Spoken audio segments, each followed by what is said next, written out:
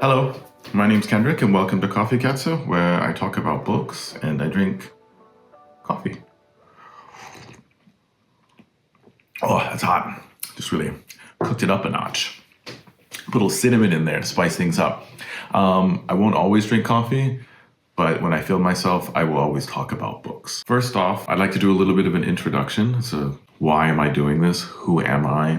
Why am I talking to you? Why are you looking at me? Why should you look at me? Why should you listen to me? And explains who am I as a reader and what sort of books do I read and what sort of books will I be talking about. So I have a stack of not necessarily my favorite books, though one of them definitely is. At the moment, probably my favorite novel. But books that are sort of paradigmatic of what I like to read or what interests me in a book. Yeah, so I'll start off first with Thomas Bernhard, The Loser, Der Untergeher. Thomas Bernhard, I'm a huge fan of. I've started reading him about 2 or 3 years ago. And I mainly started reading him because it was something that I could read in German. Something that I could read in German that wasn't too difficult. The nice thing about reading Thomas Mann in German is that he repeats himself a lot. Thomas Mann has a sort of hypnotic, sort of like unforgiving repetition that I find really both charming, interesting, and helpful as a language learner, because you learn a word and then you're going to hear that word 20, 30 times in the same short book. And also these are short. These are short, and he's incredibly honest, unforgiving, but also a very sympathetic writer. So yeah, I would really recommend this one, and then Woodcutters is the other one in English that I absolutely loved. What else? And then another book in German, or another writer in German who I really enjoy, and this kind of ties in with some of the other things that you'll see, is Sebald, The Rings of Saturn. Sebald is obviously, I think, very popular with large swaths of people, but I particularly enjoy his work because it takes sort of that autofiction and then mixes it with travel writing. And his sentences are beautiful, and obviously you get pictures in here as well. That's not a great picture, actually. Yeah, there's just ones of sort of castles or manors and stuff like this. So Rings of Saturn is excellent. I also loved Austerlitz. And so this is just another sort of example of sort of another thing I'm interested in, travel literature. Yeah, just in a desperate attempt to improve my German, I've been reading him and Thomas Bernhard and also Thomas Mann. And next on the list is, here we have Eric Newby's A Short Walk in the Hindu Kush, which I read pretty much everything I could get my hands on as far as travel fiction relating to Northern India, British India, and Afghanistan in particular. And Eric Newby, this is a very sort of tongue-in-cheek, playful travel memoir about him and a friend in Afghanistan, or starting off actually all the way in Istanbul and then traveling through to Afghanistan. I highly recommend this book. It's just a fun, light, fairly short read. But I'm also very much interested in how travel is narrated, how there's often sort of, in all of the books I'd read about Afghanistan, there's often a sort of, they reference each other quite a bit. So if you read other travel writers, later travel writers will mention Eric Newby. And so there's sort of a dialogue going on between them, and there's a sort of self-referential quality to a lot of these, and they realize that they can't, I think oftentimes they realize they can't give you the actual picture of the place, so it's more in dialogue with other travel narratives than it is with the actual place. I think there's sort of a acknowledged limitation that you see in a lot of these books, and I enjoy that. Sort of focusing more on the text than on the landscape.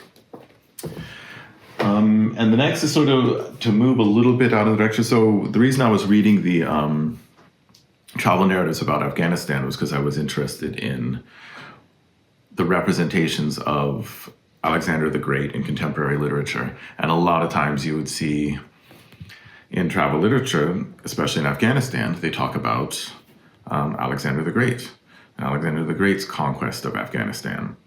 And with British and American writers, there's often times where they would instantiate themselves as sort of the next Alexander the Great, even playfully. But they would always, nevertheless, mention Alexander the Great in the same breath as Afghanistan. When you're in Afghanistan, you have to think about, as a Westerner, you have to think about Alexander the Great. And so I was interested in what sort of travel narratives in Antiquity. And so in that vein, in my sort of general interest in, my amateurish interest in Antiquity, Apollonius Rhodius' Argonautica, which is an amazing travel narrative, a sort of map of the ancient world, a sort of encyclopedic text that if you were to have to reconstruct the ancient world, the travels that go on in this book are what you would use, or Pausanias probably as well. But yeah, so this selection is to reflect my interest in antiquity and also travel writing. So not just contemporary or modern travel writers. Also, in the same vein, another text that is sort of similar to another travel text is the biography of Alexander of Macedonia, the biography of Alexander the Great by Pseudo-Callisthenes, the Alexander Romance, I guess, as it's commonly known, as I know it as well. It's not just commonly known amongst you. I know it like that as well. This edition, when I was learning Greek, modern Greek, it's a very cool edition where they have the ancient Greek on one side and the modern Greek on the other. So as I was learning modern Greek, I was going through and writing down the numerous words I did not know, so then I can go back through it and with more familiarity and practice my reading. But the reason I love this book, the Alexander Romance, so much is because it is an amazing book of travel literature and also fantasy, sci-fi, where Alexander as explorer, as inventor. Alexander makes a submarine, he creates a submarine, he creates his own sort of helicopter, or it's not really a helicopter, it's his own plane. He's a flying machine, I guess is a better way to say it. And then all of the sort of other fantastical elements of travel narrative that we often see in travel narratives, especially this late antiquity, this travel narrative from late antiquity and the Middle Ages. And sort of the farther you get away from the center of the empire, the more you come into contact with the imagination, your own imagination, or fantasies about what could be out there. So once I start learning Greek again, right now I'm focused on German. Once I start learning Greek again, I will get back on this in Greek. Also would like to do another video about how this book, the Alexander Romance, has influenced so many other books. There's also Cartarescu's Theodorus and a number of other contemporary novels that mention, sort of too many to count, that mention the Alexander Romance. So if you can get your hands on a copy of the Alexander Romance, I highly recommend it. Also, another one. This is just a fun book, The Pleasure of Ruins by Rose Macaulay. Amazing prose. Also pictures. You also get pictures, cool pictures of the ruins in Rome and other places. So Babylon and Persepolis, other places like this. Yeah, and then she just writes beautifully, Rose Macaulay. I forget the novel I read from her, what was it? The Towers of Trebizond? Yeah, it was The Towers of Trebizond. It's also an excellent book I recommend. But this is a fun book just to sort of dip in and out of. There's so many citations and just kind of lush descriptions of ruins. And it's a very comforting, escapist type of book. Because ruins are sort of escapist. They give you that feeling that when you have those moments in life where you hate this world that we live in, you can just imagine everything turning into ruins. The sort of impermanence of it all is very comforting, I find. And then we go to probably moving into my sort of number one passion at the moment, historical fiction. Historical fiction is probably the style of sort of novel or book that I'm most interested in. I say passionate about, but that seems a little bit extreme. I don't want to go too far. And here's sort of a paradigmatic example, Fathers and Crows by William T. Holman. I'm also reading right now Argall, and I've read his, you see it up there, Europe Central. But this book, I think, for me, is the best thing from him that I've read. I haven't read The Dying Grass yet, which I will. I'm looking forward to, but I need to sort of carve out a chunk of time. And I've got a lot on my plate at the moment with reading. My TBR is a little bit out of control. But this I love because it has all of the things I like. So colonialism, interest in colonialism. And then Jesuit priests. And then his style. I just love the way William T. Holman writes. Yeah, so this is another one that I would very much recommend. You have to obviously, like I said, carve out a chunk of time for this 900-page beast, but it's definitely worth it. I never felt during any of this that I was bogged down. I cruised through this one actually, and this will definitely get a reread.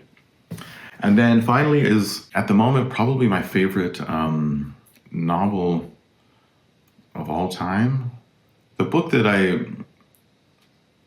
I think is the most sophisticated and probably for me the most interesting book that I've read in the past 3 or 4 years, at least, is The Books of Jacob by Olga Tokarczuk. I love pretty much everything I love everything I've read from her. There's nothing I've read of hers that I don't like, but I've only read this, Empusion, and the new one, Empusion, and Drive Your Plow Over the Bones of the Dead. But Books of Jacob for me is the number one. This is my sweet, sweet baby. It contains all of the elements that I really love. Kabbalah, history, religion, and it's beautifully written. I mean, the translation, at least what I can see from the translation from Jennifer Croft it's just so, yeah, it's gorgeous. I love it. And I think it deals with a lot of the problems that sort of contemporary issues, or and not in a heavy-handed way though, borders, multi-ethnic states, history, the illusion of history, rewriting history, writing history, what it means to write an encyclopedic novel, which Tokarczuk has done. This is a book that I've read twice, and every time when I'm finished with it, I want to start back up at the beginning. This is sort of tempting me someday, inshallah, to learn Polish. It's such a beautiful book, and I can't recommend this more. Okay, I'll stop talking about it. I'd like to do a full series on this at some point. I maybe go through it kind of slowly and talk about sort of the different elements that are weaved together here in this monster, this beautiful, beautiful monster. So that is everything. I hope that gives you an idea of what the sort of things I'll be talking about and the sort of things I read. And if that interests you, then terrific. If that doesn't, then, well, what's wrong with you?